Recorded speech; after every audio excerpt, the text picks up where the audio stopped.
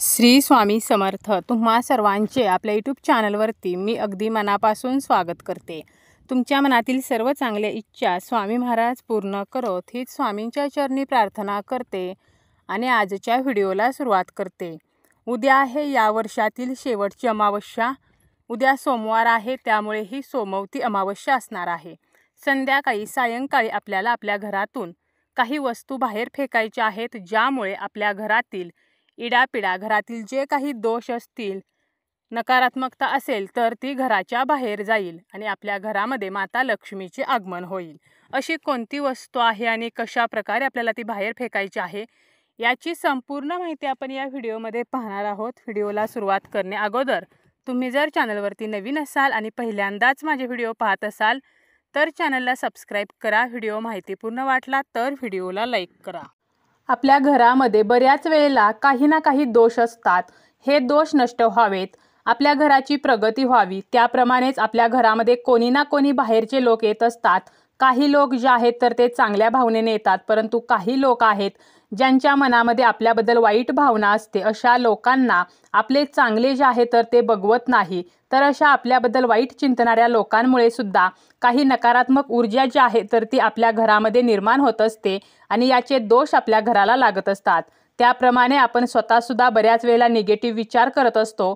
घरामध्ये जर दोन व्यक्तींमध्ये मतभेद झाले, भांडण झाले तर रागामध्ये आपण वाईट बोलतो आणि मग याचे सुद्धा दोष निर्माण होतात आणि घरामध्ये नकारात्मकता वाढीस लागते आणि या नकारात्मकतेमुळे आपल्या घरामध्ये संकटे, अडचणी सुरू होत असतात. घराची प्रगती होत नाही, प्रगतीमध्ये बाधा येते. तर या अडचणी मग आर्थिक असू शकतात, जसं की घरामध्ये पैसा येत नाही किंवा आलेला पैसा टिकत नाही. घरातील जी कर्ती व्यक्ती आहे तर त्या कर्त्या व्यक्तीला सतत अडचणींचा सामना करावा लागतो. तर यासाठी आपल्याला हा जो उपाय आहे तर तो करायचा आहे.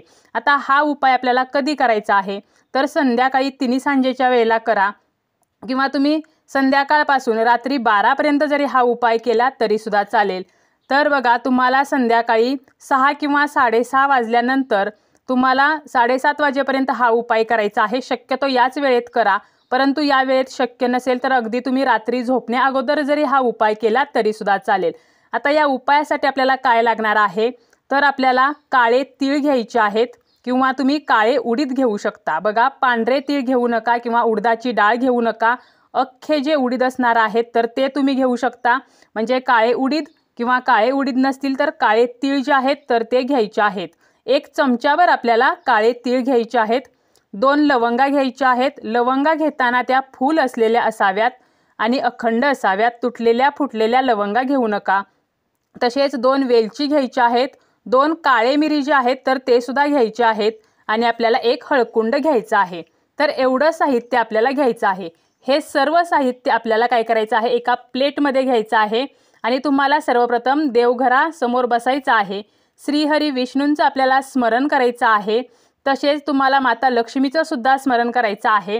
तुमच्या ज्या काही इष्टदेवता आहेत, म्हणजे ज्या देवावरती तुमचा विश्वास आहे, जी तुमची कुलदेवी आहे तिचं स्मरण करायचं आहे.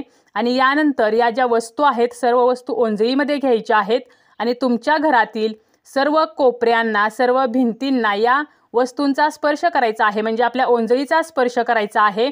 आणि यानंतर तुम्हाला तुमचा जो मुख्य दरवाजा आहे त्याच्या बाहेर यायचा आहे आणि आतील बाजूला तोंड करून उभं राहायचं आहे. आणि यानंतर मुख्य दरवाजावरून 7 वेळेला आपल्याला या वस्तू ओवाळून घ्यायच्या आहेत आणि यानंतर घरापासून थोडंसं दूर जायचं आहे. त्या ठिकाणी तुम्हाला या वस्तू फेकून द्यायच्या आहेत. तुमच्या घराच्या आसपास चौक असेल तर चौकामध्ये नेऊन या वस्तू टाका. परंतु एक काळजी घ्यायची आहे की या वस्तू कोणाच्याही अंगावरती पडणार नाहीत, कोणाच्याही अंगणात पडणार नाहीत किंवा कोणाचाही या वस्तूंवर पाय पडणार नाही. एखाद्या झाडाखाली जरी तुम्ही बुडक्यामध्ये या वस्तू टाकल्या तरी सुद्धा चालतील. कारण आपण जेव्हा या वस्तू घरावरून ओवाळून घेणार आहोत त्यावेळेला आपल्या घरातील सर्व नकारात्मकता यामध्ये कॅप्चर केली जाणार आहे आणि या वस्तू जर कोणाच्या अंगावरती पडल्या किंवा कोणाचा जर पाय यावरती पडला तर त्या नकारात्मकतेचा त्या व्यक्तीला त्रास होऊ शकतो आणि कोणताही उपाय करताना आपल्याला समोरच्या व्यक्तीला त्रास होणार नाही किंवा आपल्यामुळे विनाकारण कोणालाही कोणतीही अडचण निर्माण होणार नाही. या दृष्टीने आपल्याला हे उपाय करायचे आहेत. आणि जेव्हा आपण हा उपाय करणार आहोत तर त्या अगोदरच तुम्हाला काय करायचं आहे तर 1 बादलीभर पाणी तुम्हाला तुमच्या घराबाहेर ठेवायचं आहे आणि जेव्हा तुम्ही या वस्तू फेकून परत याल तर त्यावेळेला मागे वळून पाहायचं नाही, कोणाशीही बोलायचं नाही. तुम्ही हा उपाय करत आहात कोणालाही सांगायचं नाही. आणि घरात जाताना आपल्याला काय करायचं आहे, तर हे जे आपण बादलीभर पाणी ठेवलेलं आहे, तर आपल्याला हातपाय स्वच्छ धुवूनच घरामध्ये जायचं आहे. म्हणजे आपल्याला जी काही नकारात्मकता आहे तर ती घराच्या बाहेरच सोडायची आहे आणि आपल्याला फ्रेश होऊन घरामध्ये जायचं आहे.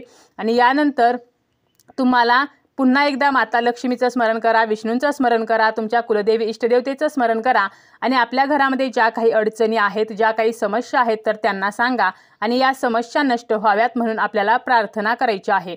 तर अशा प्रकारे अतिशय साधा आणि सोपा असा उपाय आहे, तर नक्कीच तुम्ही करू शकता, ज्यामुळे सर्व दोष जे आहेत तर ते नष्ट होतील. आपल्या घरातलं वातावरण जे आहे तर ते खेळीमेळीचं राहील. घरातील कलह, कटकटी ज्या आहेत तर त्या नष्ट होतील आणि त्यासोबतच आपल्याला आपल्या जीवनामध्ये प्रगतीचे मार्ग सुद्धा मोकळे होतील.